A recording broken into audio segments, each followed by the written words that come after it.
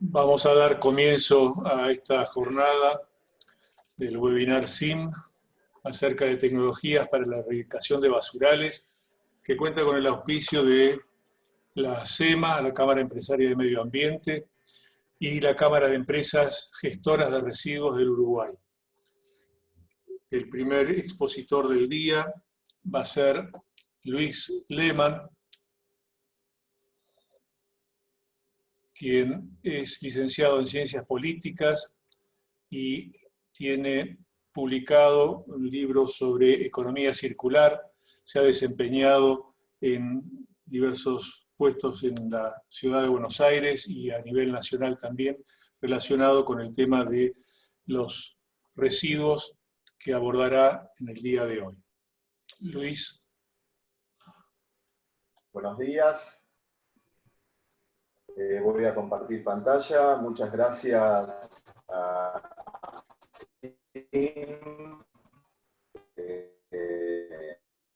la CEMA y obviamente también a la Cámara Uruguaya. Me parece que son muy útiles para abordar todos estos temas que me parece que todavía son cuestiones pendientes que hay que resolver. Así que bueno, Little, también muchas gracias por la invitación. Yo voy a alargar comentando un poco la contextualización, dar algunos datos y dar una visión sobre todo aquello que son estas nuevas tendencias, estos nuevos modelos de desarrollo económico sostenible, que me parece que también son muy importantes para tener en cuenta el abordaje de una gestión integral de residuos sólidos urbanos, ya que el tema de la basura no se resuelve solamente con camiones, con pasar a buscar la basura, sino que también hay que actuar aguas arriba, ¿no? Hay muchísimas cosas que se pueden hacer y en ese sentido un nuevo paradigma en la gestión de los recursos, que es la economía circular, tiene muchas soluciones para aportar. En ese sentido, esta economía circular es una herramienta, como les decía, de una corriente mucho más amplia, ¿no? Que son estos modelos de desarrollo económico sostenible.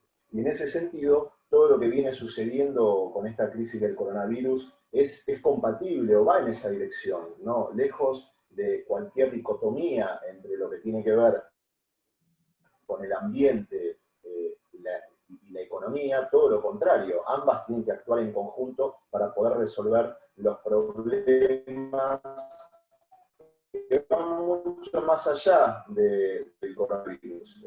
Problemas como el cambio climático, que era la pandemia que el mundo veía venir antes del coronavirus. Entonces, digamos, en ese contexto, un desarrollo económico sostenible es una oportunidad.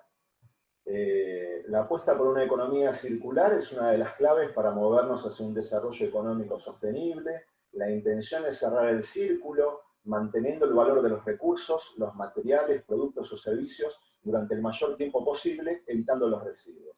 Los tres principios de la economía circular son eliminar residuos y polución desde el diseño, mantener productos y materiales en uso y regenerar sistemas naturales.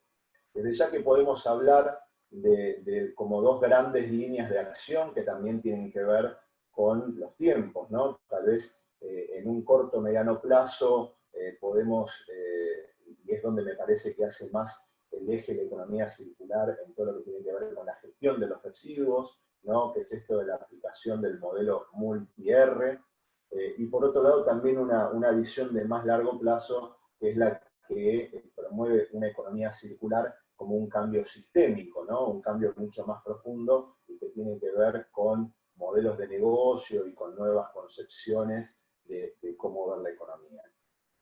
Sintéticamente, yo creo que todos más o menos ya saben de qué se trata esto de la economía circular, ¿no? Implica cambiar de modelo, digamos, de un modelo de economía lineal que ya está agotado, de extraer recursos naturales, producción masiva, consumo indiscriminado de productos estandarizados, que deriva en el descarte, ¿no? Todo aquello que usamos y que tiene valor durante muy corto plazo de tiempo, lo terminamos tirando.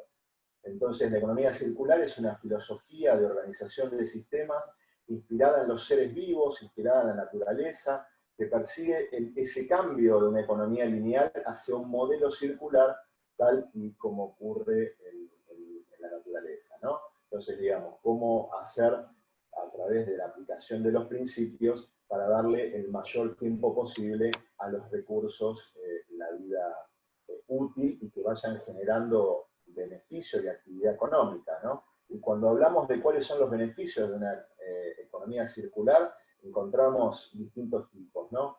Por un lado, todo lo que tiene que ver con la mejora en las eficiencias de las empresas.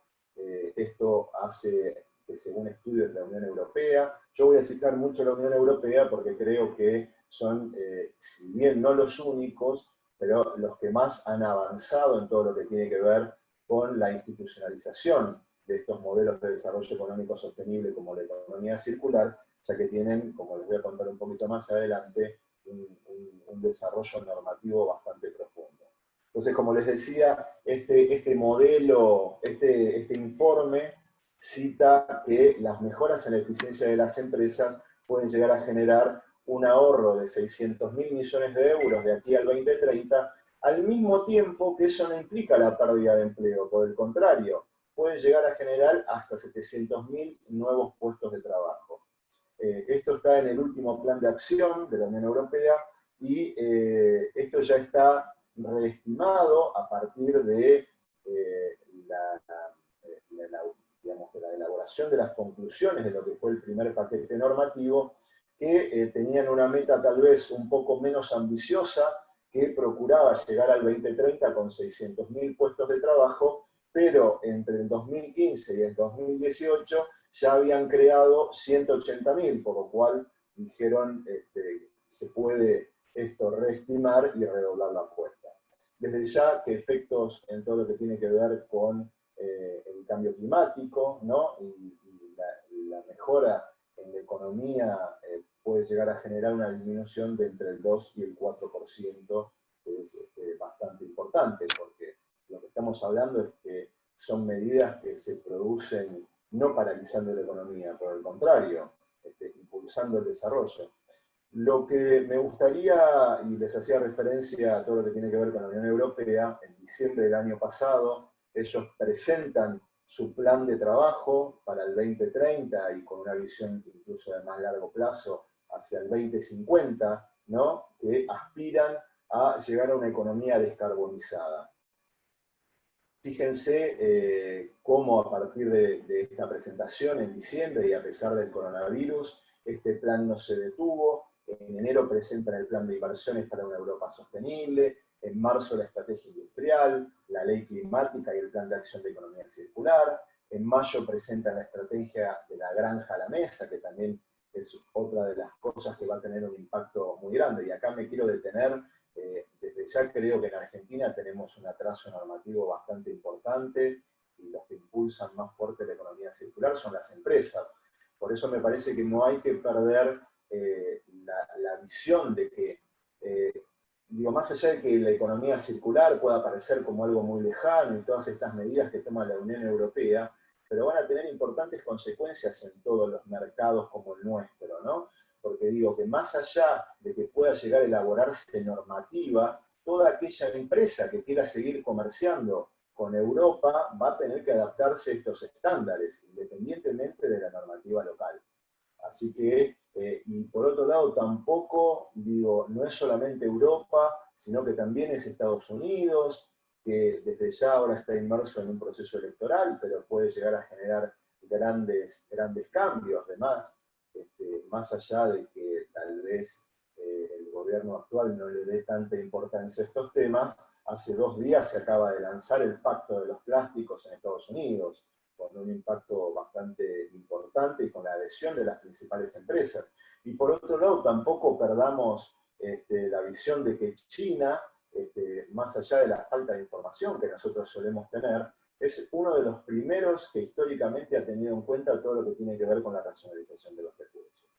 Y bueno, para no seguir profundizando y avanzar más rápido, estrategias sobre biodiversidad para el 2030, y en julio, lo más importante, han lanzado un megaplan de aproximadamente 2 millones de euros para reactivar la economía, que cuentan con distintos planes que toman a la economía circular y al desarrollo sostenible como uno de los pilares.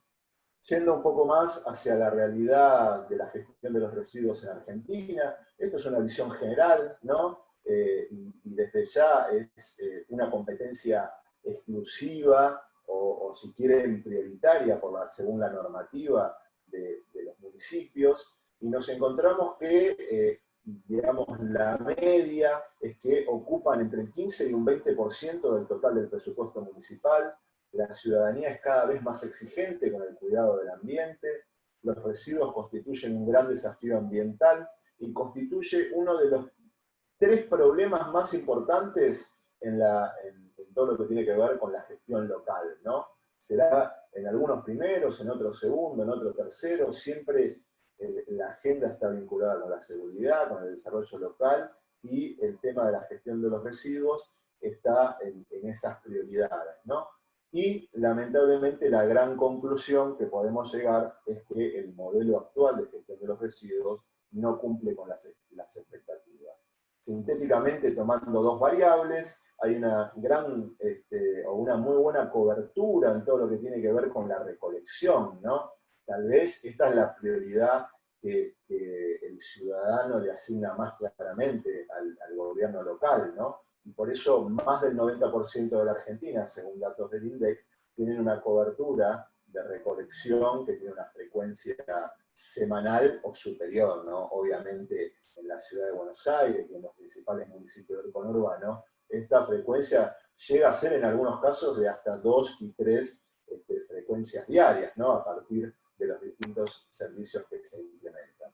Y la otra variable, que es la más importante a los efectos de la charla que tenemos hoy, es la que tiene que ver con la disposición final de los residuos. Y es tal vez el desafío más importante que tiene la gestión de residuos a nivel nacional. Solamente el 65% de los residuos tienen técnicas de tratamiento adecuadas, ¿no? Esto quiere decir que quedan por fuera de esto un 35% que deben ser gestionados a través de lo que denominamos basurales a cielo abierto, ¿no? Y cuando hablamos de basurales a cielo abierto estamos hablando de basurales institucionales. En esta cuenta no entra todo lo que tiene que ver con lo clandestino o con lugares que no hacen a la disposición final de residuos, sino más bien a lugares transitorios.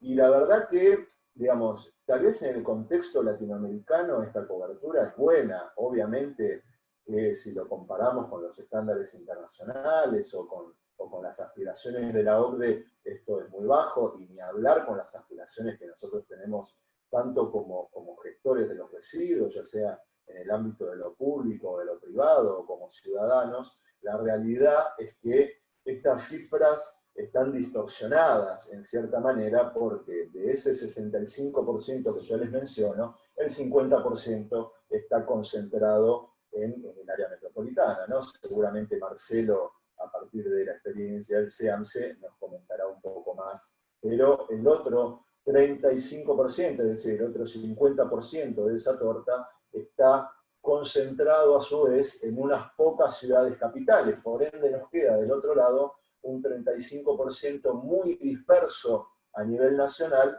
y que podríamos caracterizar a partir de unos 5.000 sitios o basurales a cielo abierto, con todas las consecuencias que eso tiene, dispersos en aproximadamente 2.000 municipios del país. Esto en su momento, nosotros a partir del análisis de fotografías satelitales, habíamos calculado que era una superficie equivalente a unas 12.000 canchas de fútbol, una al lado de la otra, ¿no? O el equivalente a una autopista de 7 metros de ancho por mano, ida y vuelta desde La Quiaca a Ushuaia, ¿no? Como para que tomen dimensión del área impactada que nos estamos refiriendo. Desde ya que el gran desafío que tenemos por delante, ¿no? A mí siempre me gusta, me parece que tiene mucho que ver esta frase, la hemos escuchado en infinidad de lugares, pero me parece muy, muy, muy vigente. Y lo que nos lleva a reflexionar es que si seguimos haciendo lo mismo, vamos a lograr exactamente los mismos resultados. Entonces me parece que charlas como estas son muy importantes para repensar, ¿no? Y repensar también es una de las palabras claves de la economía circular, ¿no? Repensar todos los procesos, y en ese sentido me parece muy importante también que el rol de la innovación, ¿no? Y el rol de la innovación, digo, tanto en todo lo que tiene que ver con la aplicación de la tecnología, que tiene muchísimo para aportar, como innovación también en la gestión propiamente dicha, innovación en la gestión pública, es necesaria normativa, y esa innovación no necesariamente tiene que ser crear modelos absolutamente buenos, hay un montón de modelos que están funcionando en el mundo, y por eso yo presento también lo que tiene que ver con este Pacto Verde Europeo y con la economía circular, que no son cosas que tienen que ver con cosas que están pasando en Suecia, en Finlandia, digamos, y en esos países que siempre aspiramos a imitar, sino que están pasando acá muy cerquita, están pasando en Uruguay, está pasando en Chile, que están teniendo unos desarrollos relacionados a la economía circular realmente ejemplares. Por eso, digo, me parece que es muy importante que tengamos en cuenta esto de la innovación, de la aspiración a cambiar y de aplicar metodologías y tecnologías nuevas para lograr esos resultados diferentes que necesitamos.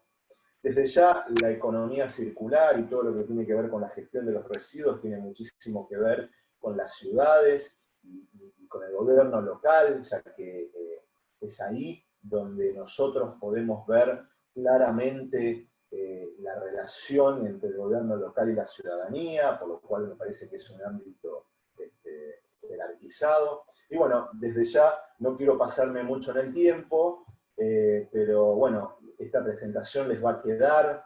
Acá yo hago algunas recomendaciones a tener en cuenta para llevar adelante un plan de economía circular en el gobierno local, que es una de mis preocupaciones, ¿no? Cómo esto de la economía circular puede compatibilizarse perfectamente con lo que tiene que ver con una gestión integral de residuos a nivel local, y desde ya dejarles planteado esto de que no tengan miedo en generar cambios, si en tal caso lo único que quiero dejar planteado es el tema de no dar grandes pasos revolucionarios en todo lo que tiene que ver con estos planes, pero sí que esos pasos sean pasos firmes y que sean sostenibles desde la gestión. Por otro lado, también dejarles planteado esto que mencionaba o que estaba presente en la filmina del Pacto Verde Europeo, ¿no? Esto de la necesidad de tener en cuenta los acuerdos, la necesidad de establecer acuerdos, generar normativa y al mismo tiempo llevar adelante modelos de financiamiento que sustenten ese modelo. Ha habido un avance en estos últimos años en todo lo que tiene que ver con las finanzas sostenibles.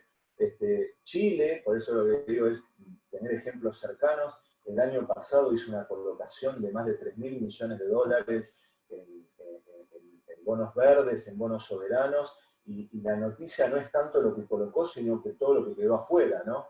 Quedaron entre 7 y 9.000 millones de dólares de ofertas a una tasa muy baja, y en ese sentido me parece muy afortunado el tema de poder haber logrado un acuerdo por la deuda externa, que desde ya era una de las condiciones necesarias para que esto pueda llegar a tener viabilidad a nivel local. Por último, desde ya hacer mucho hincapié, como les decía recién, en todo lo que tiene que ver con la normativa.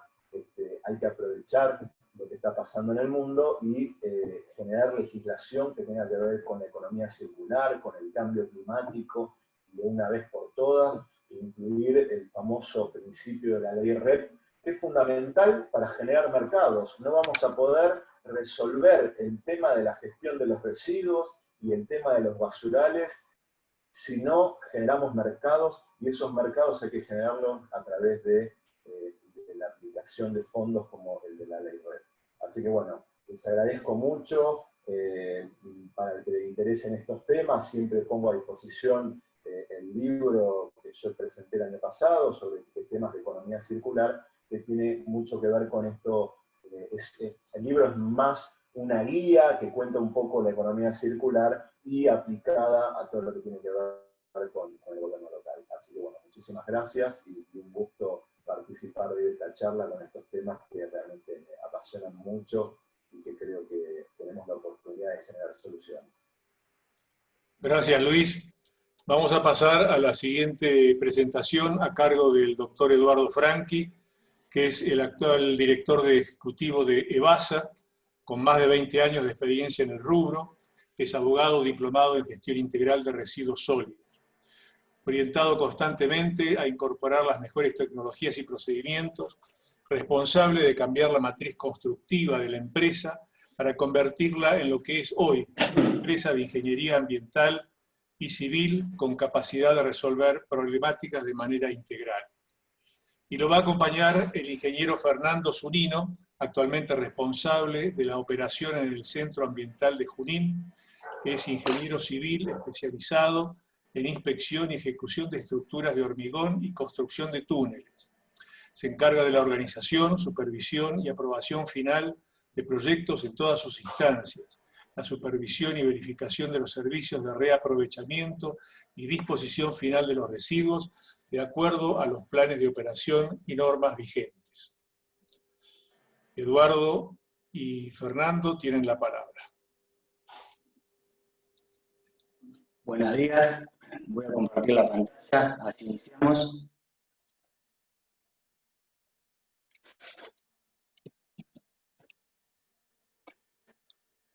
¿Se ve bien ahí la pantalla?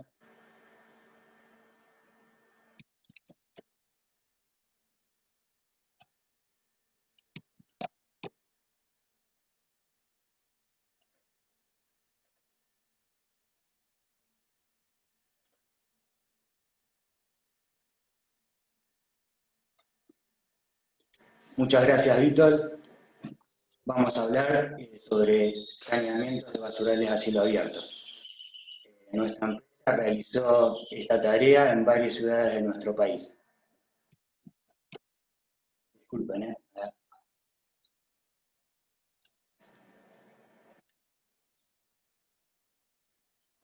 Les voy a ir mostrando filminas de la generalidad de un saneamiento y en paralelo les voy a hacer comentarios sobre nuestra experiencia en Junín.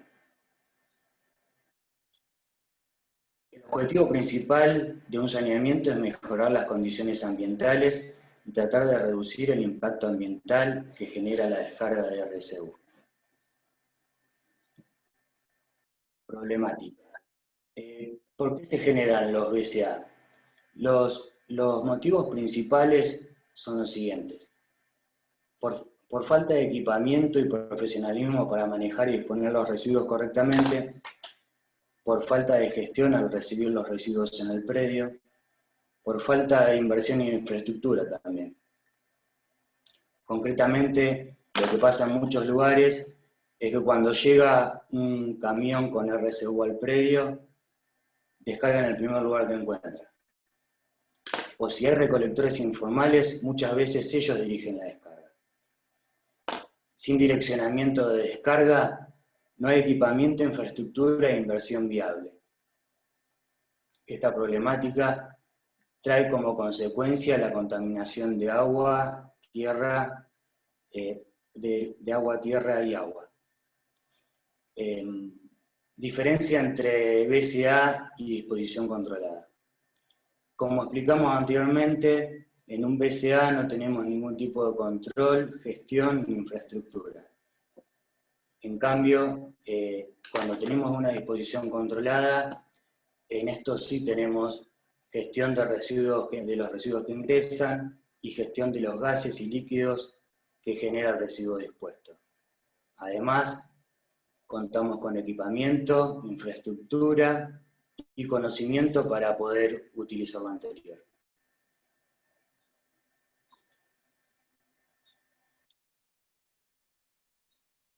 La imagen en pantalla, la foto, es el predio de Junín a principios del año 2017, previo al inicio del saneamiento. Como se puede apreciar, los vuelcos irregulares sin ningún tipo de control ni gestión durante muchos años hizo que en ese momento tengamos 26 hectáreas impactadas por residuos en toda la superficie.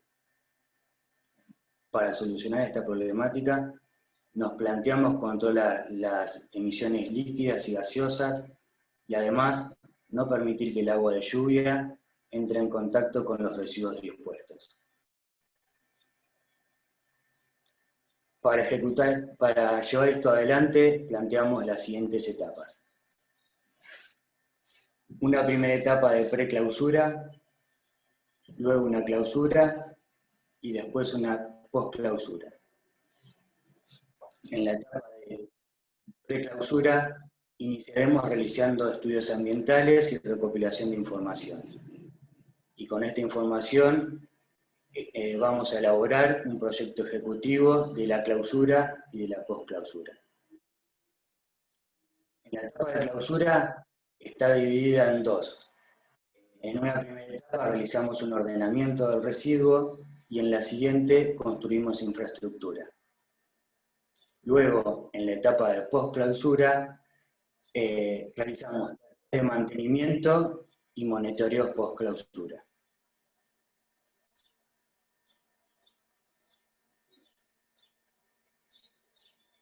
Empezamos con los estudios y la preclausura. En esta etapa realizamos un relevamiento de información de todo tipo para poder ejecutar el proyecto. Los principales estudios que hacemos son relevamientos topográficos, calicatas, geotécnicos y ambientales. Luego avanzamos con toda esta información recopilada, avanzamos con la ejecución del proyecto. Los puntos más importantes a definir son ubicación, geometría y forma de domos, el tipo de cobertura que vamos a ejecutar sobre los mismos, y es muy importante también programar y proyectar el lugar de disposición durante la obra y luego de ella.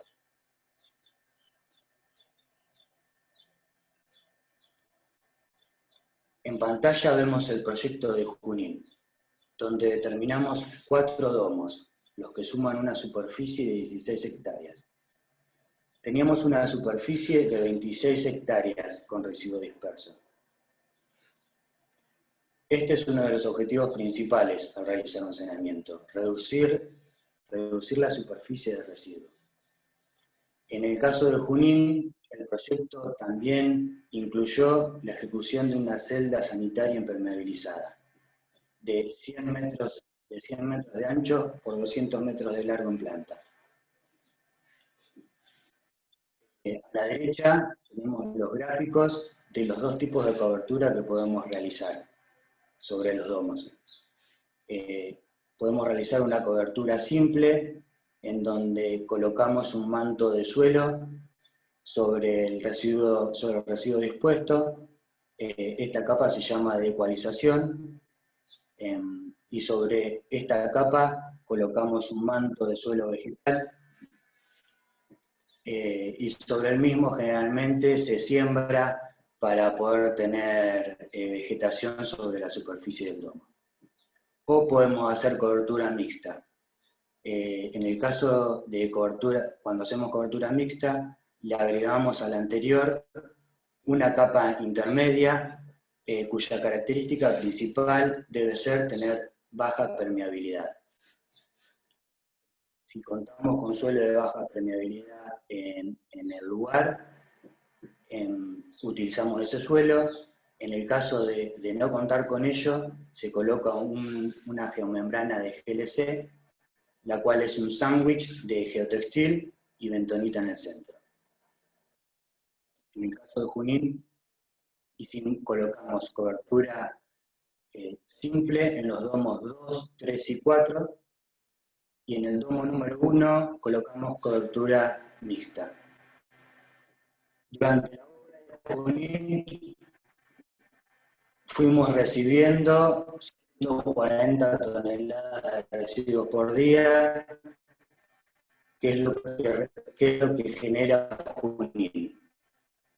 Este residuo lo fuimos disponiendo en el domo número 1, mientras ejecutamos la obra en los demás sectores del predio. Una vez que finalizamos los trabajos en el domo 2, 3 y 4, y enlacé residuos en la celda sanitaria. En ese momento hicimos el cierre del domo número 1 y realizamos la cobertura mixta. Empezamos la clausura y el cierre técnico. Finalizado el proyecto, empezamos a trabajar en obra.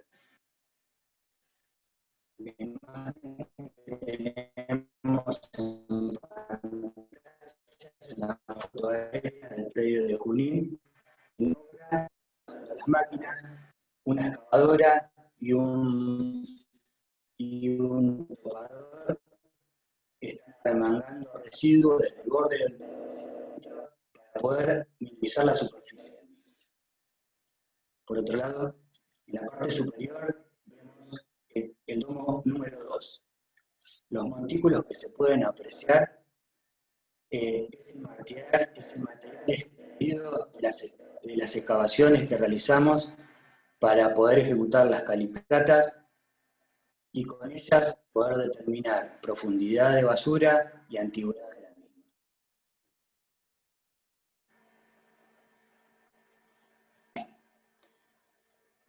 Movimientos de residuos internos. Una vez que redujimos el tamaño de los domos al proyectado sobre cada uno, debemos distribuir, triturar, compactar y perfilar los residuos. En las fotos que estamos viendo en pantalla estamos ejecutando esas tareas.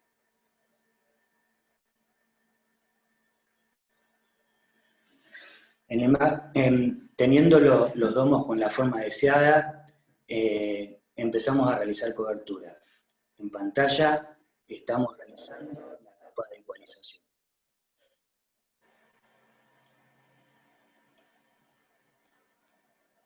En esta imagen aérea podemos ver el saneamiento terminado. Se pueden apreciar el domo número 1, número 2, número 3 y número 4, ya con vegetación en su superficie. En este sector, la celda sanitaria ya disponiendo residuos en la misma. Una vez que terminamos de ejecutar el saneamiento, ejecutamos algunas obras de infraestructura. Entre ellas, realizamos un recinto para tratamiento de lixiviado. Este recinto tiene como característica principal ser impermeable y estanco. Para lograr esto, se colocan dos membranas, una inferior de GLC y una superior, que es una membrana de polietileno de alta densidad que tiene que tener como mínimo 1,5 milímetros de espesor. En esta pileta vamos a alojar el líquido que genera la descomposición de los residuos que están en los domos.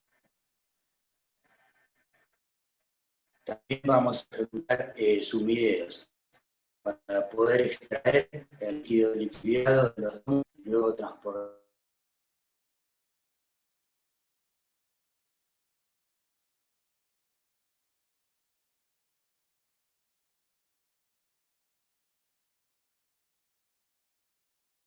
Genera gas metano. Entre los que genera el residuo, genera gas metano, el cual es inflamable. Por esto es muy importante realizar esta obra para evitar el riesgo de una posible explosión. Estos se ejecutan realizando una excavación en el domo y colocando un caño de PVC, que en la parte inferior va a estar ranurado y rodeado de agregado grueso, para poder permitir que el gas ingrese en el caño de PVC. Otras de las obras que realizamos son pozos de monitoreo. Estos los ejecutamos para poder sacar muestras de agua subterránea periódicamente. Realizamos una perforación encamisada con un caño de PVC, que en la parte inferior va a estar ranurado y en contacto con el acuífero. Debemos realizar por lo menos un pozo de monitoreo aguas arriba del escurrimiento subterráneo, y lo ideal es realizar por lo menos 2 aguas abajo. Teniendo estos, al sacar las muestras y realizar los análisis, podemos comparar los resultados aguas arriba y aguas abajo. Siendo los resultados similares, eso significa que el saneamiento que hicimos y las impermeabilizaciones realizadas han sido eficaces y están cumpliendo su función y no estamos contaminando las napas. En la etapa de postclausura, debemos realizar mantenimiento de las obras realizadas, mantenimiento de espacios verdes, de los domos, de la caminería hecha, de las barreras forestales, y si la obra incluyó la ejecución de una celda, como en el caso de Junín, operar la celda recibiendo el residuo y disponiéndolo correctamente. Por otro lado, debemos realizar un monitoreo, utilizando principalmente los pozos de monitoreo, como explicamos recién. Debemos realizar también control de vectores y controlar los asentamientos diferenciales que se pueden producir en los domos cerrados.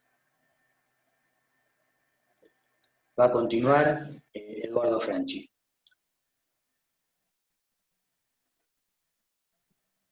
Buen día para todos.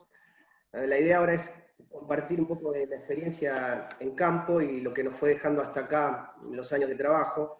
Me parece que hay datos interesantes para ver y sobre todo para la dinámica de lo que vamos a hablar cada uno, lo que habló Luis, lo que estamos aportando nosotros ahora con Fer en la parte técnica de la ejecución de un saneamiento, y ir tomando los datos de lo que nosotros tenemos desde el rol nuestro, desde el rol de desarrollador, de operador, como una especie, traté de armar una especie de inventario como para tener una posición en donde estamos hoy con lo que se ha logrado hasta acá, que puede, según como uno lo mire, siempre vaso medio lleno o medio vacío, pero me parece que se ha ido avanzando y tenemos mucho por avanzar, y me parece importante tener un inventario de qué es lo que se ha logrado hasta acá y cómo venimos. Así que tomé 6 proyectos de los más de 40 que tenemos en el país.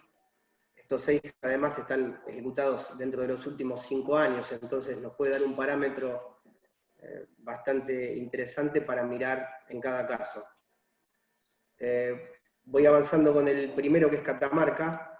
Voy de norte a sur, elegí por determinada cantidad por ubicación y por cantidad de población.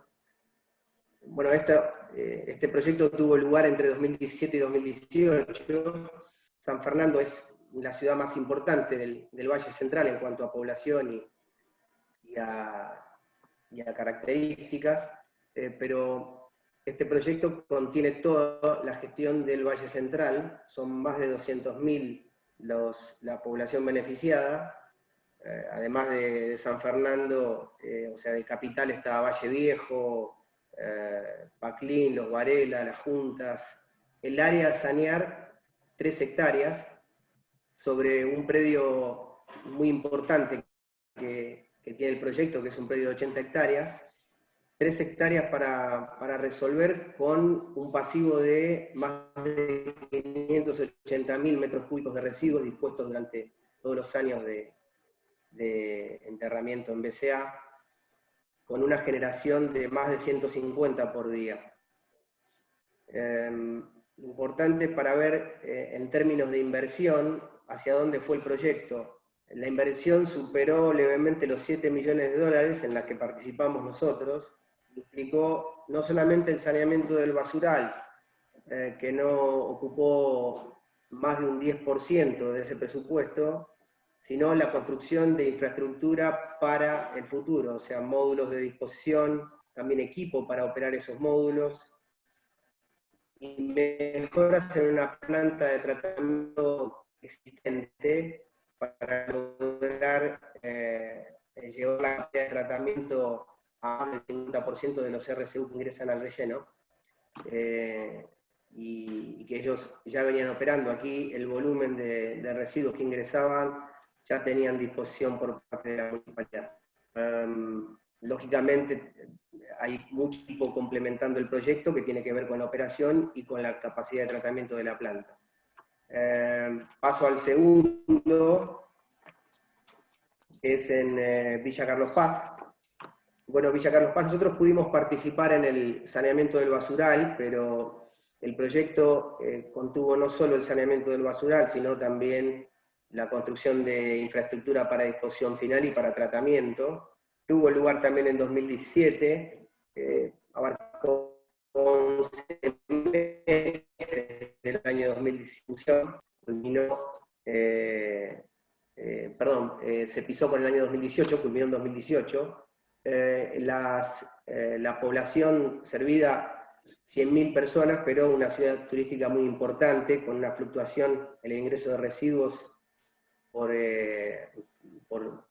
la cantidad de gente que la visita durante las temporadas, una de las ciudades más importantes del país en ese punto, más de 2 millones de turistas en la temporada 2019.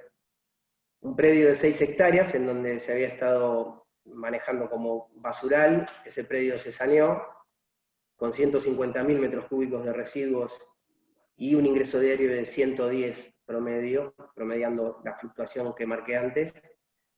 La inversión aquí, solamente para lo que es el saneamiento del basural, superó los $3.300.000, y bueno, este basural se saneó por capping, un poco lo que contaba Fernando, con cubierta multicapa.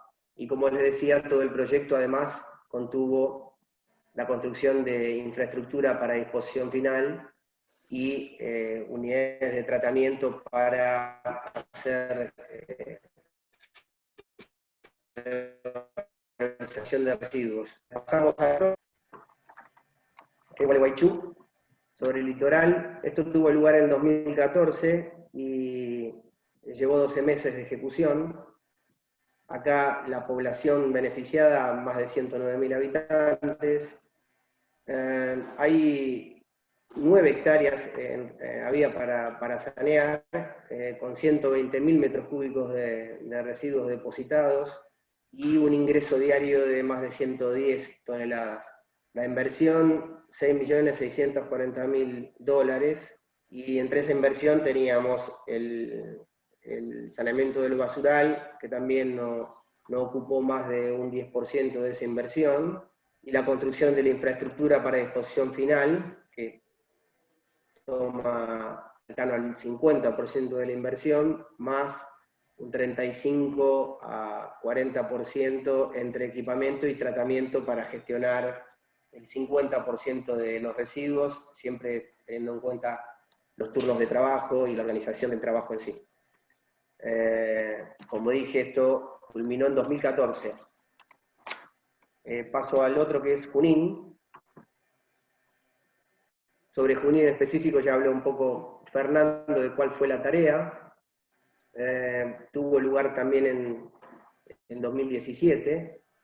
La población que está beneficiada, los más de 90.000 habitantes de Junín, y ahí este predio, que es un predio de 43 hectáreas, tenía impactadas 26 hectáreas, que como comentó Fernando, se resolvieron dentro de 16, con 180.000 metros cúbicos de material disperso y enterrado irregularmente, y aquí sí, con una generación diaria de 140, lo cual implicó proyectar los equipos de trabajo para resolver no solo el pasivo que estaba, sino ir manejando lo que va ingresando hasta que estuviera la infraestructura. La inversión aquí de $2.785.000 implicó no solo el saneamiento, sino la construcción de la infra para poder disponer correctamente, como lo hace hoy la ciudad con el volumen que ingresa, un ingreso de 140 diarios, y la distribución de esa inversión, 50 y 50 entre saneamiento de basural y desarrollo de la infraestructura para correcta disposición. Vamos bajando ahora un poco al sur, con el consorcio que integra 3 ciudades, Carmen de Patagones en Buenos Aires, San Javier y Viedma en Río Negro. Este proyecto tuvo lugar entre 2019 y 2020, llevó 18 meses la concreción del proyecto ejecutivo y de las obras, más la capacitación y puesta en marcha de las unidades. Aquí la característica de esto que me pareció importante es el saneamiento de los basurales. Aquí teníamos 3 basurales, uno por cada localidad, o sea que implicó el saneamiento de esos 3 basurales, y además la concreción de obras de infraestructura para conectar la GIRSU del consorcio con transferencias y unidades de tratamiento. Ahí vemos que la inversión es lógicamente superior, al tratarse de más ítems a cubrir dentro de lo que es el programa general. Hablamos de casi $8,5 millones, entre basurales tenemos más de un 15% de inversión, y construcción de módulos y equipamiento un 60%, más 20% en tratamiento y transferencia. Sí. Por último, el Calafate, la más austral de todas, también con 2019 y 2020 este proyecto que llevó 10 meses de ejecución. Aquí también es otra ciudad con una gran afluencia turística, 28.000 son la población beneficiada, pero también en el último registro de año tuvo más de 400.000 turistas, impacta en la fluctuación del residuo que ingresa al relleno. Aquí también 2 basurales a sanear. Esas 6 hectáreas contienen lo que era el viejo basural, que estaba ubicado cerca de la pista de aterrizaje, y el nuevo basural, que está dentro del predio donde donde tenían ejecutado de un proyecto anterior la infraestructura para disposición final, y al que se dotó con capacidad de tratamiento y maquinaria para darle gestión al 100% del residuo que ingresa. La inversión aquí superior a los $2 millones, entre los que el 40% se usó para todo lo que es equipamiento y unidad de tratamiento, y el 60% para el saneamiento de los basurales.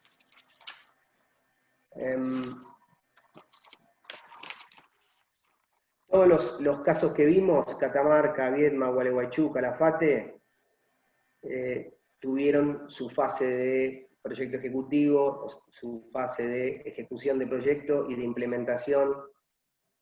Algunos de esos proyectos hoy tienen operación propia, otros tienen operación y mantenimiento tercerizada, y están dentro de lo que diría los proyectos que hace menos se terminaron y que hace más poco que tenemos disponible para ver cómo van evaluando, cómo van evolucionando. Y para mí esto es lo más importante, y para ir concluyendo, ¿qué muestran, qué factores en común tenemos para estos que son ciertamente similares? Primero, bueno, fondos públicos. Ponerlos en marcha y planificarlos dependieron exclusivamente de fondos que venían desde el Estado, con el objetivo de ofrecer soluciones con sustentabilidad, correcto, y ese objetivo que nos muestra hasta aquí, o que va mostrando en evolución. Sobre los 3 ámbitos en los que se puede parar la sustentabilidad: ecología, sociedad y economía. Por la parte ecológica tenemos, en todos los puntos tenemos cosas buenas y cosas para ir entendiendo y mejorando. se sanearon basurales, se desarrolló infraestructura para correcta distribución, se invirtió en lo que diría fases de tratamiento, para implementar tratamiento y reducción y reutilización, y van mostrando el complemento de esa gestión, diferentes resultados por un montón de factores que intervienen en un proyecto, que pueden ser de planificación, de capacidad en presupuesto, de capacidad y profesionalismo en el recurso humano, y de control también. Desde el punto de vista de la sociedad, todos contuvieron en la mayoría de los casos con planes de acción para contener tanto recolectores informales que estuvieran trabajando en esos predios, como en la mayoría de los casos campañas de separación, o sea, vinculan a los diferentes sectores de la sociedad con suertes disparejas. Tal vez aquí, y haciendo un poco hincapié en lo que comentaba Luis, todo el sector productivo y la matriz de generación de residuos es la que tiene que integrarse para generar más sustentabilidad en esto. Y desde el punto de vista económico es en donde se termina viendo la falta de equilibrio, no logran todavía contener los costos de operación, no logran contener los costos de mantenimiento, por ende la incorporación de tecnologías o la actualización de tecnologías es aún complejo. Yo creo que por ahí pasa el desafío. Lo bueno de tener esta data es ver cómo la vamos modificando y adaptando a las posibilidades nuevas que tenemos. Bueno, les agradezco, con esto cerramos nosotros, agradezco a las cámaras, a Víctor y a todos los participantes. Gracias, Eduardo y Fernando. Vamos a pasar entonces a la presentación de Marcelo Rosso, quien es ingeniero industrial, especializado en gestión integral de residuos sólidos urbanos, industriales y peligrosos. Es el gerente de nuevas tecnologías y control ambiental del SEAMSE. Es consultor externo del Banco Interamericano de Desarrollo y del Banco Mundial.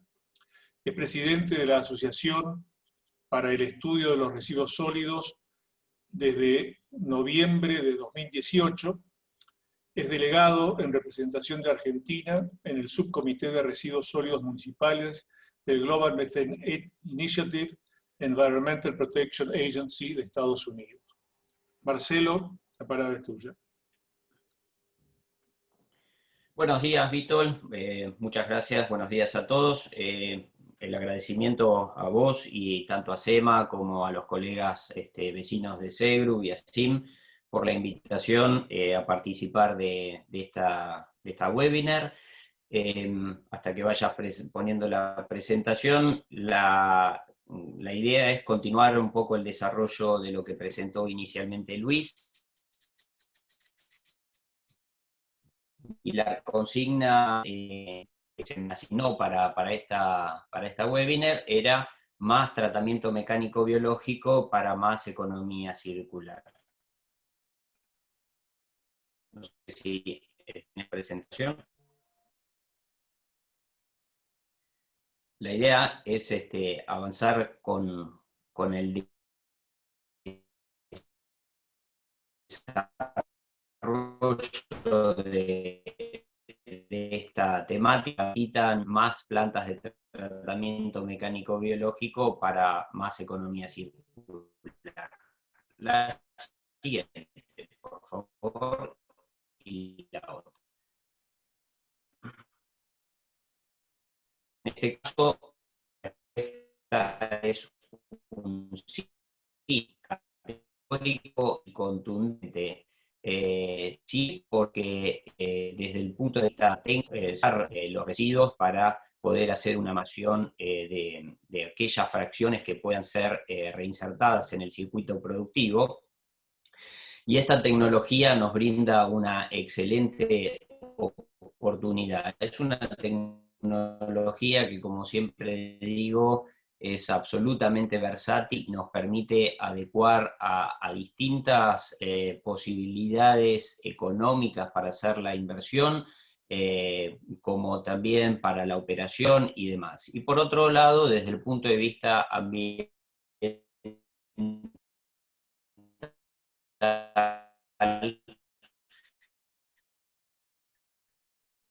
obviamente, como todos sabemos, sacó adelante un fuerte en el sentido de la recuperación de esa economía circular que bien mencionaba Luis, dejada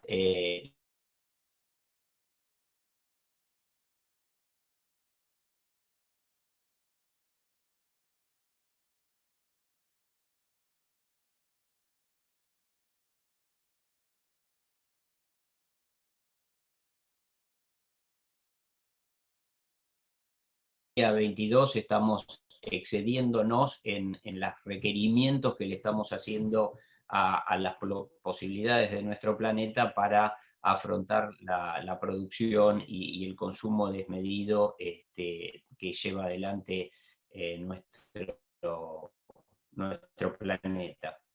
No sé, me parece, yo no tengo la presentación, no sé si se perdió.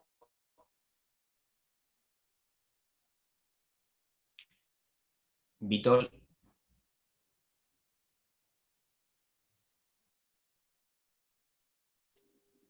Sí, ya está compartida. Continuando con esto, la idea es, para poder avanzar con la implementación de plantas de tratamiento biológico, que como les decía, es absolutamente factible y posible, es necesario llevar adelante un sinceramiento de las posibilidades económicas de los distintos municipios. La siguiente, de los recursos que tiene cada uno de los municipios y los estados, la siguiente.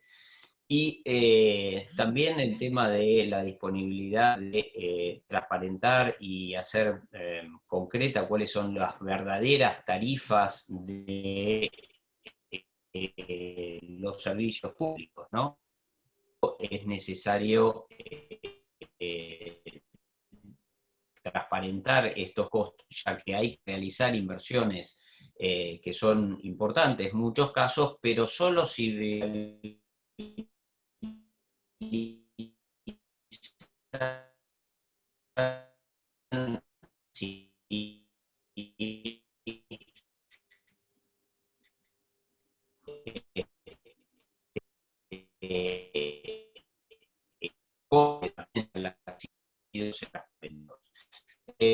al tema de etnia, entonces hablamos de la necesidad de tratamiento médico-biológico, por su tecnología, como decía, y su fluctuación con el correr de los años, sino también que se adapta a las distintas esquemas o distintas posibilidades de recolección, ya sea que se cuente o no con recolección separada en origen, con distintas posibilidades o distintas fracciones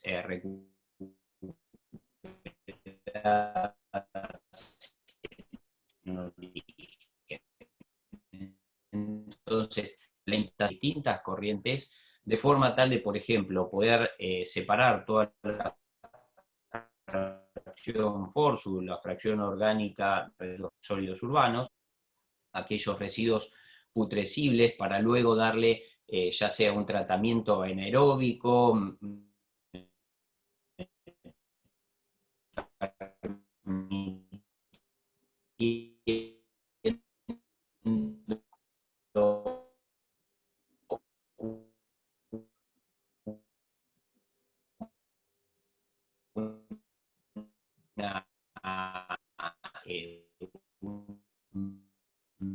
una vía también se continúa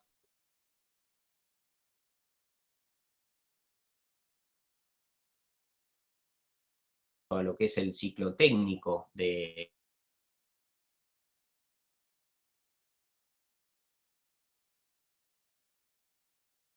fracción seca nos queda también una cantidad de materiales que por sus características básicamente físicas, por tamaño de partícula y demás, no es factible su separación para reinsertarlo en el circuito productivo, pero son materiales que tienen poder calorífico, o bien son también materiales que ya han agotado sus posibilidades de reinsertar o de reciclar en la industria, por haberse agotado su capacidad de reciclaje, al tener poder calorífico, esto nos permite la producción de combustible derivado de residuos para su utilización en la industria, y de esta manera sustituir combustibles fósiles. A partir del uso, como decíamos, de esta tecnología, insisto, de su versatilidad, tanto desde el concepto del diseño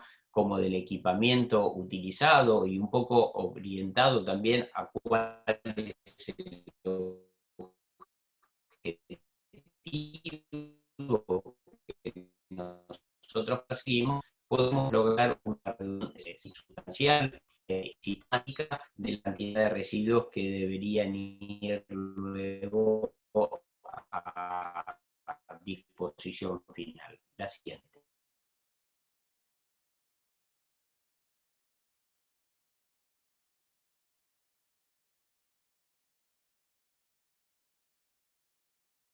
Los costos asociados al saneamiento de un basural a cielo abierto, y también mencionaba Luis la cantidad de basurales a cielo abierto que hay en nuestro país, lamentablemente.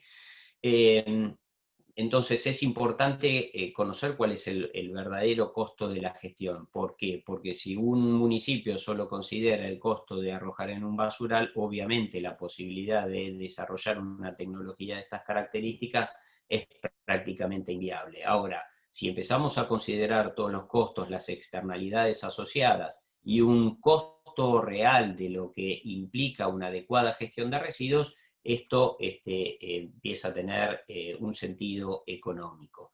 Por otro lado, para que sean factibles y viables otras tecnologías, como por ejemplo la digestión anaeróbica, es importante que se transparenten y se, digamos, se clarifiquen los costos de producción de energía eléctrica y el verdadero valor de la energía eléctrica, y considerar que esta energía proviene de una fuente renovable, y obviamente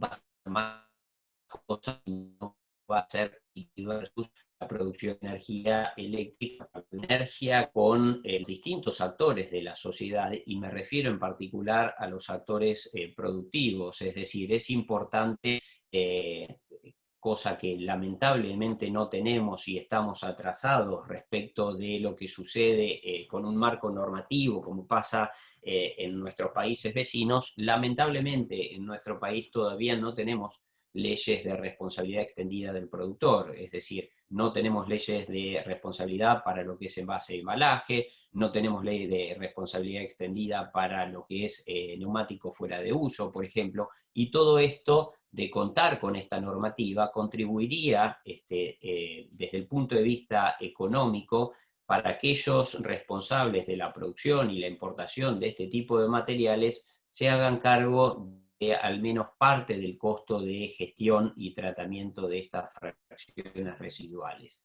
De esta forma se lograría y se debe lograr una sinergia entre los distintos actores que viabilizarían la posibilidad de desarrollo de estas plantas, maximizando de esta manera la captura de materiales que podemos reinsertar en el circuito productivo. Demanda que por otra parte, por ejemplo, las empresas vinculadas a la producción de packaging, embalaje, bebidas, etcétera, se ven cada vez más obligadas, no solo por una cuestión de responsabilidad social empresaria, sino también por lineamientos y directrices de las casas matrices que obligan a llevar adelante el recupero y reciclaje de la cantidad de materiales que están poniendo o colocando en el mercado. Entonces, de esa manera, si lográramos esa sinergia entre las partes, se viabilizaría económicamente esta posibilidad de implementación y salto tecnológico extendido a todo el territorio nacional, no solo en lo que hace a la área metropolitana de Buenos Aires, sino llevarlo también a todas las grandes ciudades de nuestro país. Incluso, como les decía, al ser tan versátil, esto se puede adecuar y adaptar a pequeñas comunidades, es decir, no se necesita una mega planta para desarrollar este tipo de tratamiento. Piensen que con solo hacer un tratamiento de la fracción orgánica de los residuos estamos procesando entre el 40 y el 60% de los residuos que provienen de la recolección domiciliaria. Entonces es muy importante hacer esta separación para poder avanzar en el tratamiento. Con relación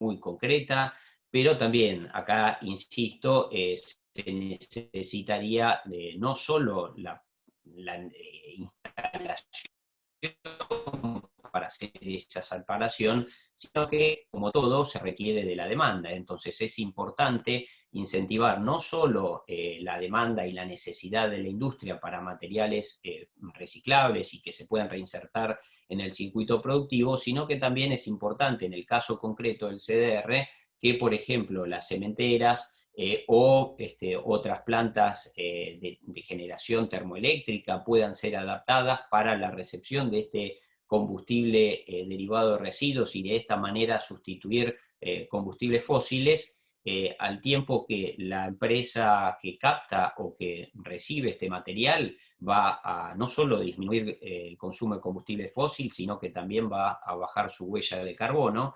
logrando objetivos de sustentabilidad que se están trazando a largo plazo, y de esa manera contribuiría a nivel nacional a la descarbonización del planeta y a la reducción de las emisiones de gases de efecto invernadero en su totalidad, y en particular vinculadas a la gestión de los residuos sólidos. La siguiente, por favor. Como vemos, Argentina tiene una enorme potencialidad para llevar adelante esta tecnología y para avanzar tanto en lo que hace a la separación como en la economía circular. Este es el estudio de calidad y composición de residuos del área metropolitana, llevado a cabo en el año 2019, donde podemos observar que obviamente los componentes más importantes son el de los residuos de tipo orgánico putrescible, después la composición de papel y cartón, plásticos, metales ferrosos, metales no ferrosos. Eso nos da la pauta, siguiente por favor, que mínimamente llevando adelante tecnologías de separación como la que estamos mencionando, podríamos llevar a una eficiencia de recupero como mínimo de un 70%, incluso si se avanzara tecnológicamente en cuanto a la infraestructura, se podrían alcanzar valores de eficiencia muy superiores, siempre y cuando, obviamente, insisto, sea posible colocar estos productos en el mercado, porque de nada tiene lógica o ningún sentido tiene hacer toda esta separación si después el mercado no lo acepta y termina siendo necesario disponerlo en un relleno sanitario. Siguiente. Como vemos en esta gráfica a futuro, con una proyección a 2030, como consecuencia del crecimiento en cuanto a la generación de residuos, obviamente asociado a eso también va a generar mayor posibilidad o va a existir mayor posibilidad de llevar ante estos de recolección separada, separación con plantas de tratamiento médico-biológico y de materiales reciclables, como fracción orgánica que podría ser destinada a partir de una digestión anaeróbica, la posibilidad de construir o fabricar combustible derivado de residuos para su sustitución de combustibles fósiles en distintas actividades.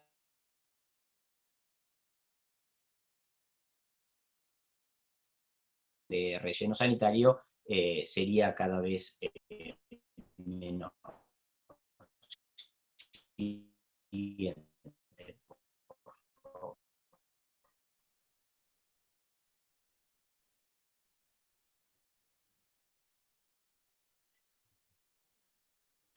Entonces tenemos un enorme potencial para continuar con esto y extenderlo a todo el país. La posibilidad es gigante.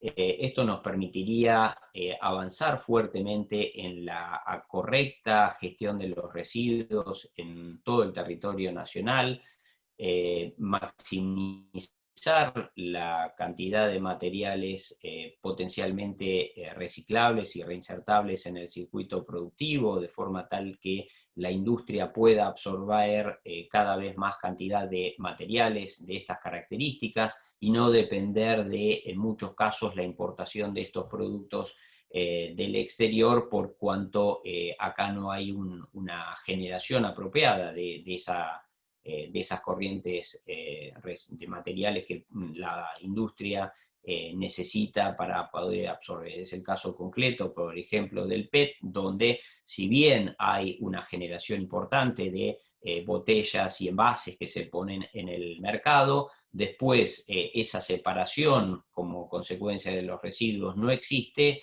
y hoy por hoy la industria no tiene material factible de ser reciclado en cantidad necesaria y en calidad para poder elaborar nuevas botellas. Entonces tiene que importar este material desde el exterior, lamentablemente, ya que nosotros tenemos ese material y hoy por hoy en muchos casos está yendo a disposición final.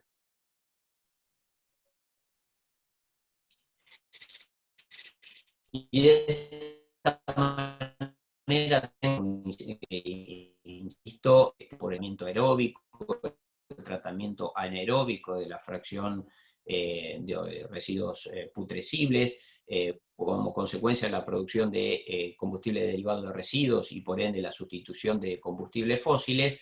Así que en líneas generales, y para no extenderme en el tiempo, respondiendo a la pregunta de la consigna, más tratamiento mecánico-biológico para más economía circular, totalmente, de acá hacia el futuro. Muchísimas gracias.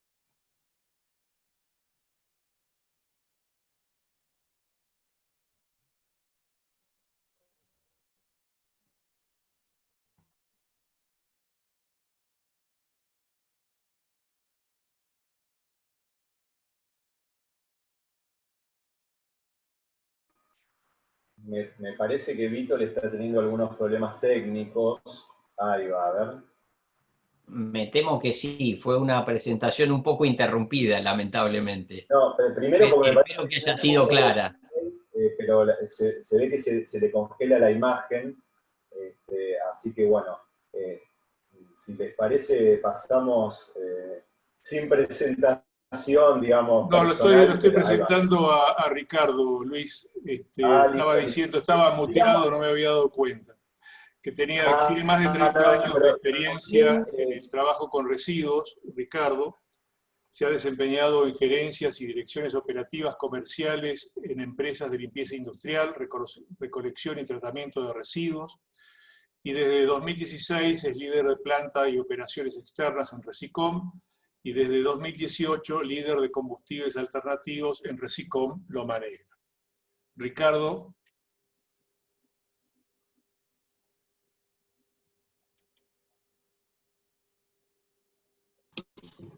Bueno, buenos días a todos. Muchas gracias a Vítor, muchas gracias a todos los participantes y a la Cámara por la invitación.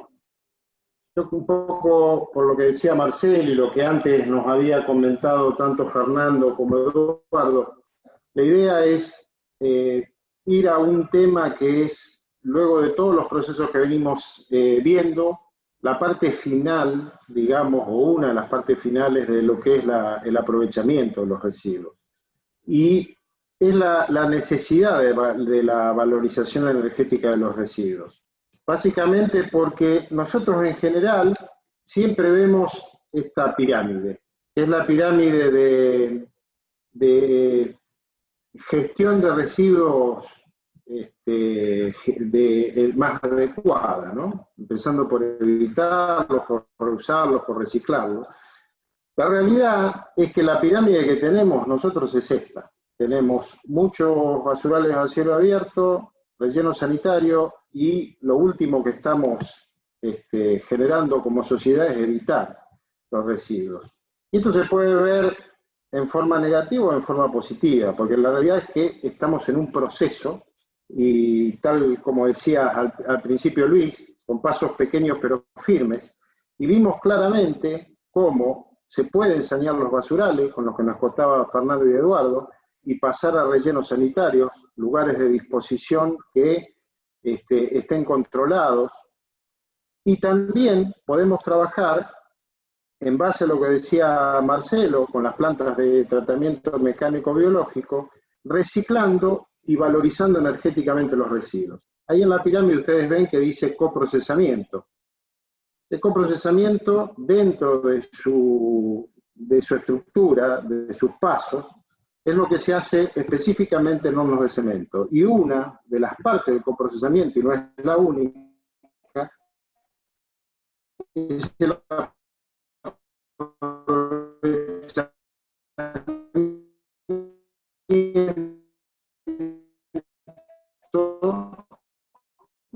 residuos como un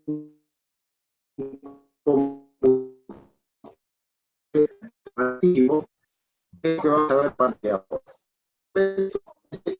Las diapositivas, materiales que pueden ser reciclados, como los metales, el vidrio, el PET, pero una infinidad, pero que tienen un mercado donde pueden ser valorizados. A pesar de esa separación, queda una importante cantidad de residuos que, porque están sucios, por la composición de los mismos, o porque realmente no hay un mercado para ellos, no pueden ser reciclados. Dependiendo de cada planta, esta fracción seca, separada y que no es reutilizada o reciclaje es más o menos el 80%. El volumen de residuos, que tiene un importante poder calórico, que se desperdicia si lo enterramos. Esta es la realidad. Entonces ahí es donde entra a jugar la valorización energética. Es no enterrar aquello que todavía tiene un valor intrínseco, que es un residuo que tiene un valor intrínseco, que es el poder calorífico. Entonces ahí empezamos a ver que para valorizar energéticamente un residuo, y acá quiero hacer una aclaración muy importante, valorizar energéticamente un residuo y utilizarlo como un combustible alternativo no significa incinerarlo.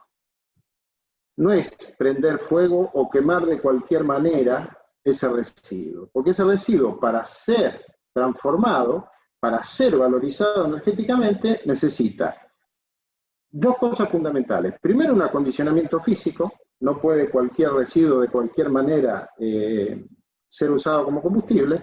Y segundo, tiene que cumplir con parámetros determinados. Y cómo esos parámetros determinados están regulados y están establecidos. Yo vuelvo a hacer referencia a lo que decía Luis un poco al principio de la charla, ¿no? Referenciamos mucho a la Unión Europea porque es la que más ha avanzado en este aspecto, y de hecho ellos han regulado, mediante una norma, la calidad de los residuos, donde ahí hay tres puntos que son importantes, que es el poder calórico, el contenido de cloro y el contenido de mercurio, sobre todo para que las emisiones que generen este combustible alternativo derivado de residuos no generen nuevas fuentes de contaminación. Y así como está regulado el combustible combustible que voy a formular a partir de un residuo, porque yo no puedo volver a generar mayores emisiones o mayores constantes, cenizas. Entonces ahí es donde entra a participar el horno de clinker.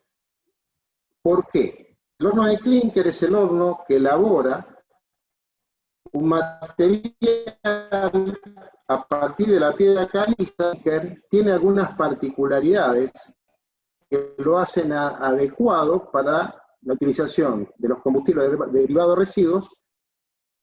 ¿Y cuáles son esas cualidades? Altas temperaturas, 1500 grados, tiempos de residencia elevados, entre 6 y 8 segundos, incorporación de las cenizas que produce la combustión de esos residuos a la matriz cristalina del clinker y control de emisiones gaseosas. Esta es la razón por la que la industria cementera a nivel mundial se ha transformado en uno de los principales aliados en el tratamiento de los residuos. Y además, porque el objetivo de la industria cementera es la reducción de la huella de carbono. Tenemos que tener en cuenta que en la producción de cemento, a partir de piedra caliza, se genera dióxido de carbono como emisión. Si a eso le sumamos las emisiones de los combustibles y la emisión que genera las plantas generadoras de electricidad, que es la que se utiliza también en los hornos, tenemos varias fuentes asociadas de generación de dióxido. Entonces, la industria cementera tiene como objetivo reducir esa huella de carbono. Una de las formas que tiene de reducir esa huella de carbono es utilizando combustibles derivados de residuos en reemplazo de los combustibles fósiles normales. ¿Es la única industria que puede hacer esto? La verdad es que no. Probablemente hay plantas de generación de energía eléctrica que cumplen con esas 4 características básicas que estamos mencionando allí, que también pueden procesar residuos y combustible derivado de residuos. El tema es que generalmente estas plantas de generación eléctrica o generación de energía térmica tienen que estar diseñadas y adecuadas para la utilización del combustible derivado de residuos, porque tienen que cumplir con lo que decíamos antes. Tienen que controlar las emisiones, tienen que tener determinadas temperaturas y tiempos de permanencia para que esto sea adecuado. Entonces, en el caso específico de Loma Negra, el nuevo proyecto que está elaborando Loma Negra en Olavarría, que es la segunda planta de cemento paralela a la anterior, que es el proyecto La Malí 2, que está en el proceso de finalización, va a tener la posibilidad de gestionar 130.000 toneladas anuales de residuos convertidos en combustibles alternativos.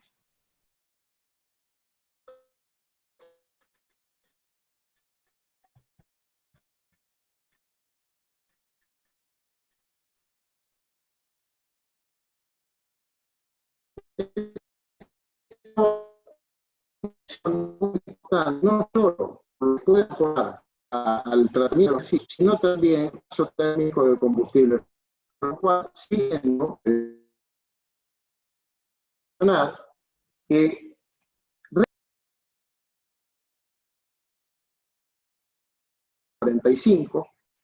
también en Norteamérica y en América Latina y el Caribe, en el 2016 estábamos en el orden del 14%, partiendo de una base en el 2000 de 5%. Argentina, que es la imagen de la derecha, en los últimos años, ahí tenemos hasta 2019, está en un promedio de un 5% de sustitución en las plantas de cemento. Con lo cual todavía tenemos mucho por desarrollar.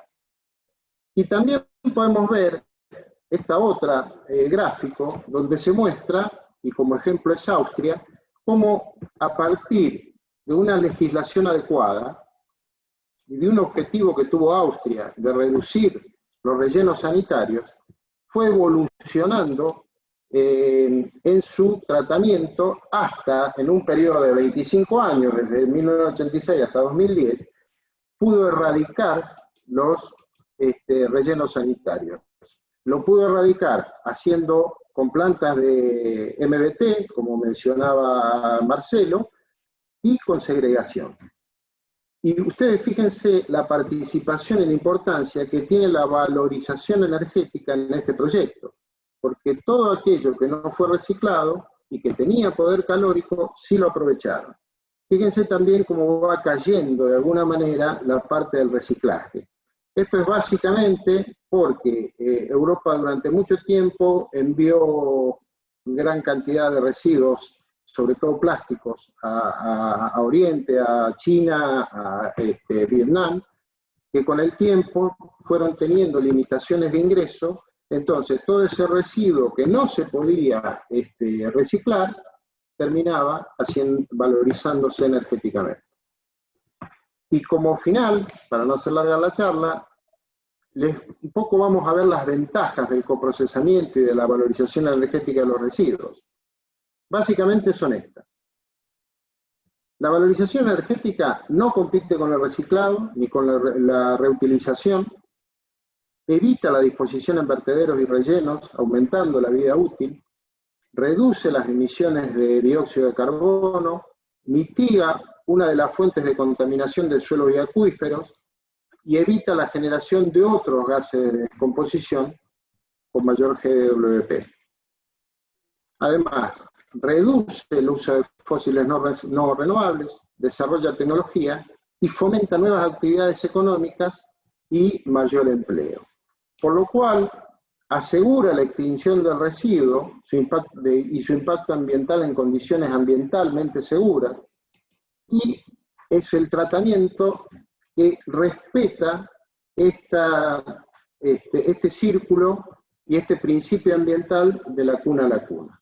Con lo cual, es una alternativa de gestión ambiental segura, sostenible a largo plazo y que garantiza la economía circular que nos contaba Luis al principio. Y como dato final, digamos, de conclusión, hay un dato que me parece interesante compartir. Cada 1000 toneladas de residuos convertidos en sólido, en combustible sólido recuperable, se sustituyen aproximadamente 540.000 metros cúbicos de gas. Es el consumo promedio de 540 familias durante un año. Esta es un poco una conclusión para ver cómo podemos reemplazar a partir de la conversión de residuos en combustibles y su utilización en forma controlada y en la industria adecuada. Corto, simplemente lo que quería era mostrarles cómo podemos sí valorizar los residuos y sí seguir trabajando para evitar el enterramiento.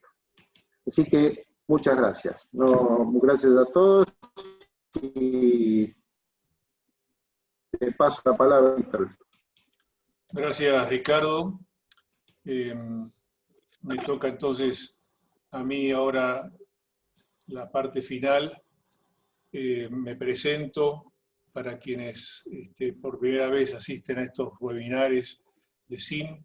Yo soy licenciado en Química Industrial de la Universidad de Buenos Aires y con sendos posgrados de especialización ambiental en la UCA y en la UCES, y he dedicado parte de mi actividad a las tecnologías sustentables e innovadoras para la recuperación de energía a partir de residuos urbanos e industriales. Entre 1998 y 2014 fui profesor titular en la carrera de Ciencias Ambientales de la Universidad de El Salvador y actualmente soy secretario de la Comisión Directiva de la Cámara Empresaria de Medio Ambiente. Voy a compartirles mi pantalla.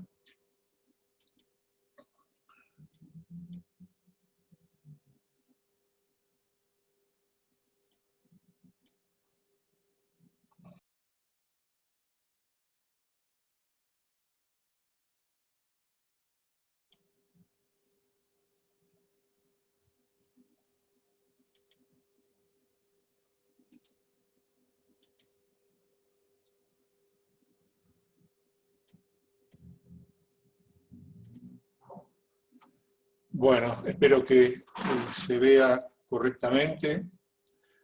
El tema mío en el día de hoy son las tecnologías para procesar residuos.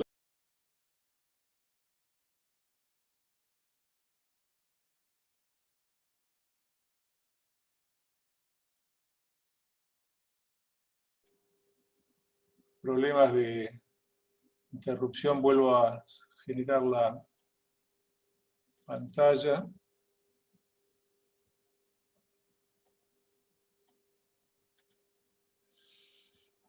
Bien.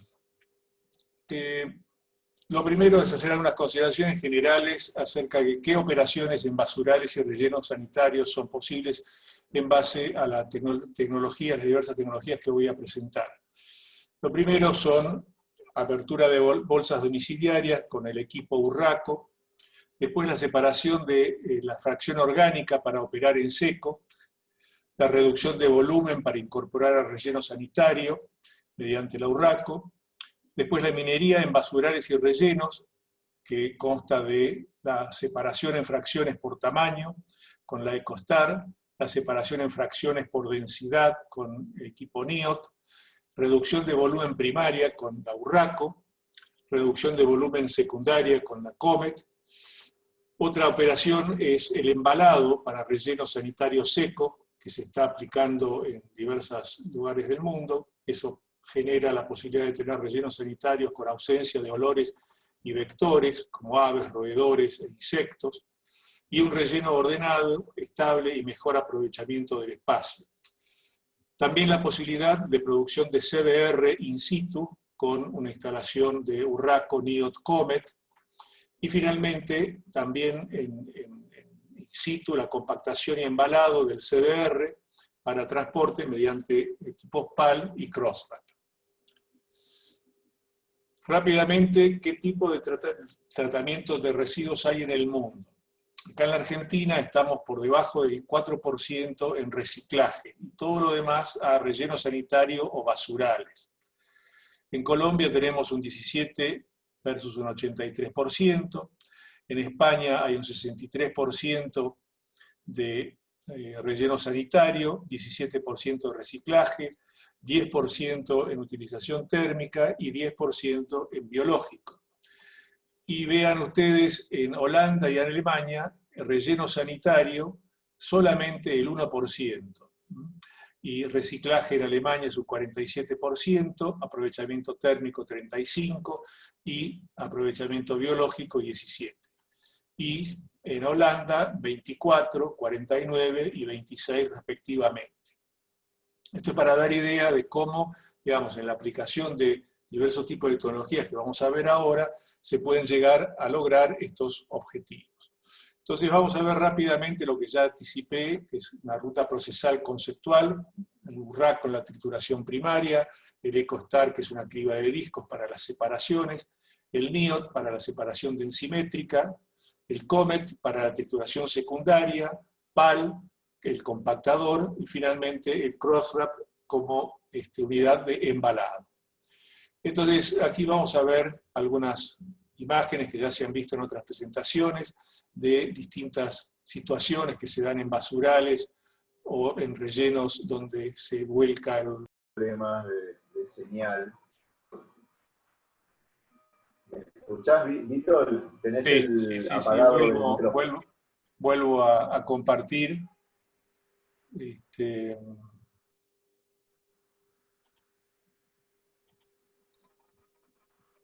Yo recién también se me cortó, por eso salí, así que son estos problemas que hay con las nuevas tecnologías y los anchos de banda.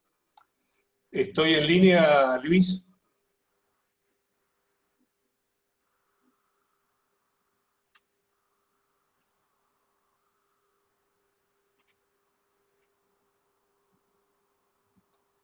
¿Se está viendo la presentación?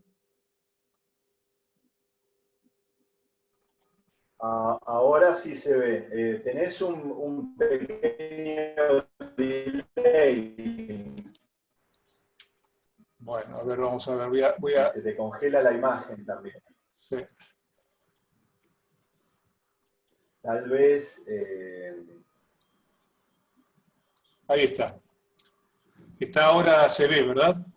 Bueno, entonces vamos a ver los primeros equipos de EcoStar, que son Exact y Extra. Ahí tenemos la imagen del video de la separación. Allá atrás no se ve ahora, pero está la carga en una trituradora primaria. Ahí ven la grúa pulpo que va descargando bolsas de la recolección domiciliaria sin segregación, y aquí se ve cómo se segrega la parte orgánica que sale a la derecha y al frente sale la parte reciclable. Tenemos esta otra operación con un equipo móvil, el Extra, separando RCU en un relleno en Francia, que separa 120 toneladas por hora de RCU. Esto es para poder clasificarlos, digamos, en tamaños. Esto hace más eficiente, digamos, la línea de producción, que luego vamos a ver con los otros equipos.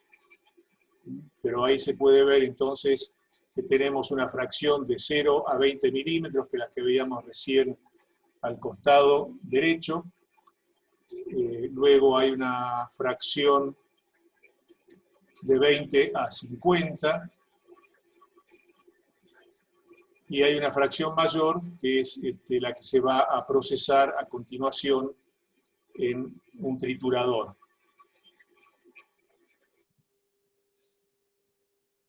Vamos a ver la operación con la Urraco, y esto se está aplicando en un relleno sanitario en Chile, en Coquimbo, que está a 500 kilómetros al norte de Santiago. La recolección aquí no es segregada, se recolecta por camiones recolectores. De marzo a diciembre el promedio diario es de 300 toneladas por día. Enero y febrero, en el periodo estival, sube a 500 toneladas por día. El objetivo de la trituración es la reducción de volumen. El equipo utilizado es una Urraco 95. Se consigue reducir un 60% del espacio para dar una mayor vida útil al relleno. Los cálculos es que podrían operar 10 años adicionales a lo que estaba programado mediante esta reducción, y con esto se pudieron ampliar los plazos con el gobierno y por tanto también el negocio de quienes operan este relleno sanitario. Después de la trituración, la basura se entierra en diferentes capas y no se realizan otras actividades salvo la trituración. Y acá podemos ver entonces esta operación que hemos descrito, y que mediante el equipo Urraco entonces se logra la reducción de volumen, lo que, como decíamos, incrementa la vida útil del relleno. Aquí no hay una separación en fracciones, sino simplemente la reducción del volumen.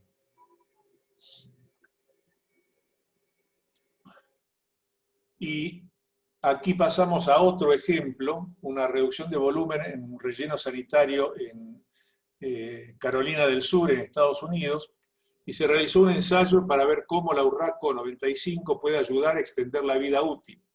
Para ello se realizaron dos pruebas, una con una pila de 80 toneladas y otra con una de 120, de desechos de madera, poda y demolición liviana, donde la pila de 80 toneladas fue procesada en menos de una hora y la de 120 toneladas en 90 minutos. El material de salida en un 90% estaba entre 20 y 30 centímetros. Durante la prueba, la máquina funcionó entre un 40 y 60% de su potencia, lo que implica una buena eficiencia operativa. Otra prueba realizada sobre el material triturado y depositado fue determinar la densidad, habiéndose verificado un incremento del 40% en comparación con los sectores en que el material depositado no estaba triturado. Y esto condujo a una disminución del 50% en el número de pasadas de la máquina sobre los residuos a efecto de compactarlos. Todo esto conduce a extender la vida útil del relleno y a utilizar una compactadora liviana, más liviana y de menor consumo. Entonces aquí vemos básicamente el mismo tipo de operación que veíamos en el relleno de Coquimbo. Acá lo que estamos viendo es el ensayo sobre los residuos, así como bien esos dos ensayos que se dije habían realizado, una de una pila de 80 toneladas y otra de 120. Solamente entonces es la reducción de volumen, y esto luego se va a trasladar a la zona, ahora lo vamos a ver, a la zona de depósito final y compactación con el pasaje de la máquina sobre el depósito de residuos, lo que se ha comprobado entonces que disminuye, digamos, en un 60%, o extiende más bien en un 60% la capacidad, y disminuye en un 40% la necesidad de pasar con la máquina por encima de los residuos. Ahora vamos a ver esa imagen, y esto es el resultado de utilizar entonces esta trituradora, la Urraco 95, que ahí vemos cómo entonces ese material ya triturado se está distribuyendo en lo que es el sector de disposición final.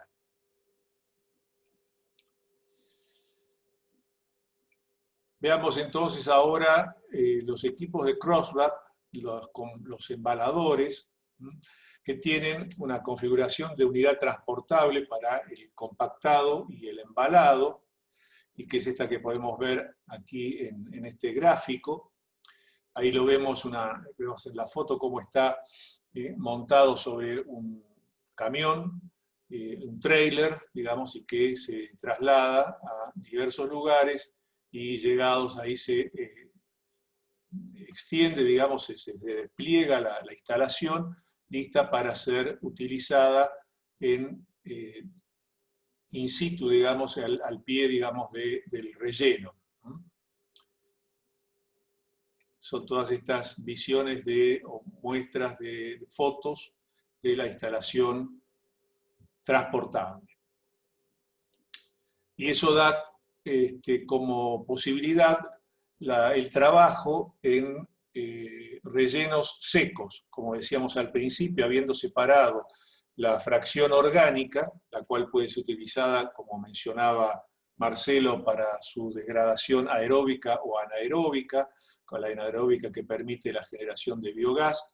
Esto permite, digamos, el trabajo en rellenos secos con la ausencia de gases, olores, vectores, y una disposición ordenada, aterrazada, en seco, ¿no? Como se puede ver, y con el aprovechamiento del espacio mucho más eficiente. Esto se lleva a cabo en estas fotos que hemos visto en un relleno en Francia.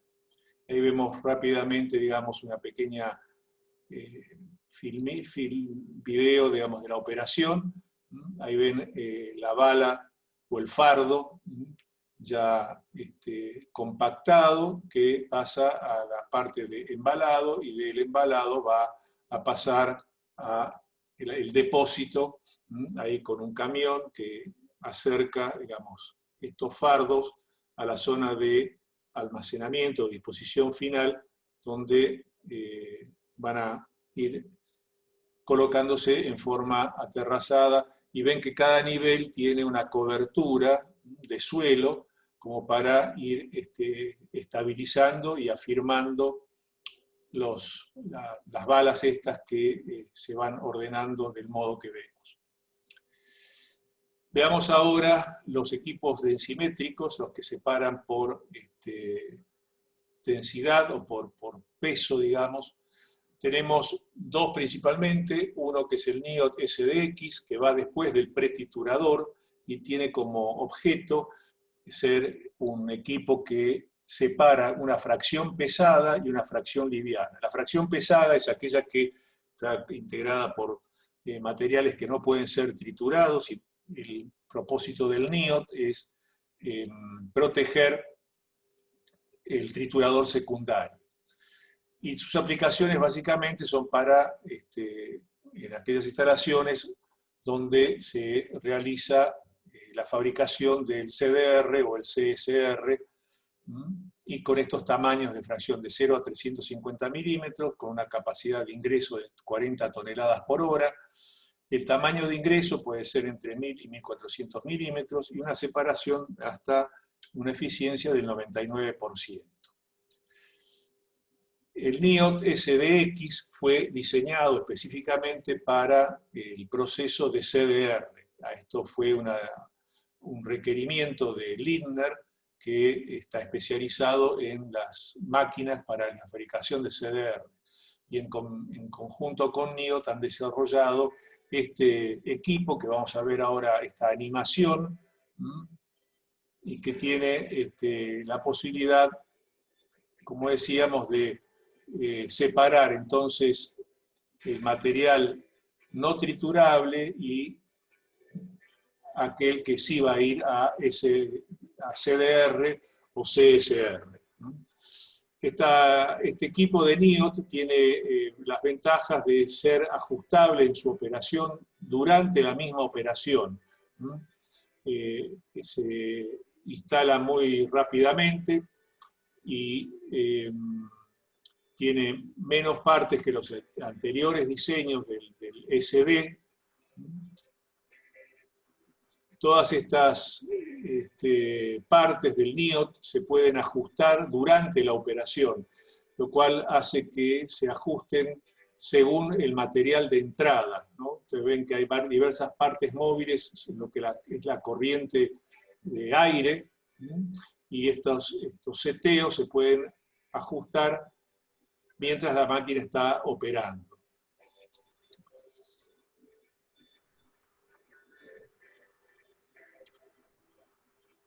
Vamos a ver ahora cómo puede ser la movilidad y transporte. El SDX es fácilmente desarmable en tres partes principales: el ventilador, la sección de alimentación y la cámara de expansión y la cinta de transporte. Y pueden ser cargadas en un tráiler, de la manera que vemos, y ser llevadas al lugar de instalación. Este otro equipo que estamos viendo es el densimétrico SDI, que es el transportable, con el concepto de plug and play, es decir, enchufar y hacer funcionar. Viene completamente armado, o sea, ensamblado y operable inmediatamente al llegar. Simplemente hay que conectarlo y tiene la misma funcionalidad que el que vimos anteriormente, pero con la ventaja de poder, digamos, ser transportable y llegar al lugar de operación y ponerse a funcionar inmediatamente.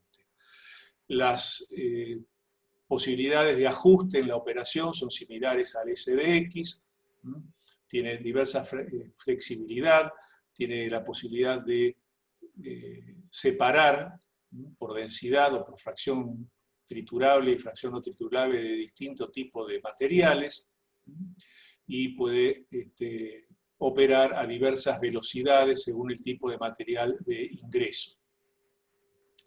El material de ingreso, como ven, se separa en fracción pesada y fracción liviana, y la entrada es de entre 650 y 800 milímetros, va a separar fracciones de 0 a 200 milímetros, con una capacidad de hasta 15 toneladas por hora de ingreso. Como decíamos, es el concepto de plug and play, operativo en una hora, no necesita montaje, tiene una alta confiabilidad y cabe en un tráiler o contenedor de 40 pies. Entonces aquí vamos a ver un par de ejemplos. Uno es una cementera de Costa Rica que ha aplicado este concepto en un relleno de residuos industriales, incluyendo una criba de DRS y un densimétrico SDI modelo 800. Entonces ahí vemos cómo llega ya completamente armado, se instala, y ahí vemos su funcionamiento.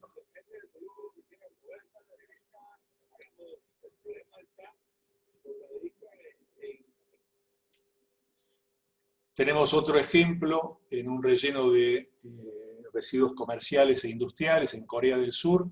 Ahí vemos el triturador secundario, que es una Comet.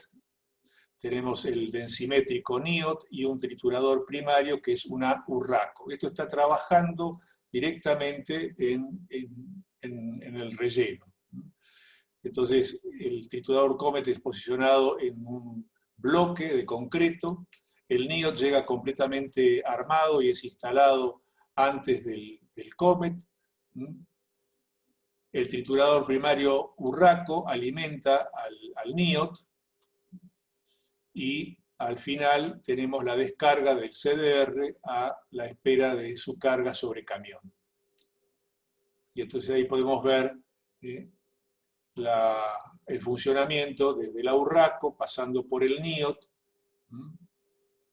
y por el Comet.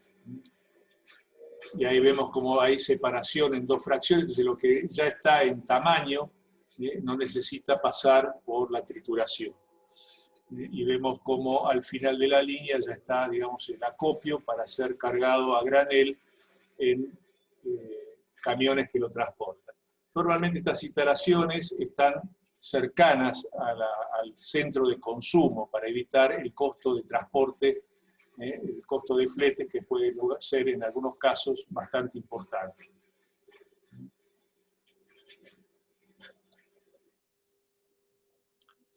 Y vemos por último la compactadora, la DOCON, que es utilizada fundamentalmente para compactar los CDR ya preparados, que son luego embalados con las cross-wrap. Vamos a ver, ahí salen los fardos compactados, entre que el CDR a granel tiene una densidad de 0,15 a 0,2. Con esto se logra, con la DOCON, a llegar a una densidad de 0,7, 0,8, ¿no? Dependiendo de los materiales. Esta compactadora, hay muchos modelos de PAL, hemos elegido presentar este modelo de DOCON. Como ven, aquí hay en lugar de flejes o sunchos, el fardo se ata con hilo de polipropileno, y ahí vemos como a continuación tenemos, a continuación de la DOCON, la embaladora Crosswrap, que ya habíamos mostrado, digamos, en su versión móvil. Acá la tenemos en una versión estática, pero es el mismo equipo, es la CW 2200, que prepara estos fardos para ser transportados a los centros de consumo. Con esto llegamos al final, y las diversas tecnologías que hemos visto son las que estamos viendo aquí, y nuestra función, nuestra misión como representantes de estas empresas es integrar tecnologías y soluciones para la valorización de los residuos en la economía circular.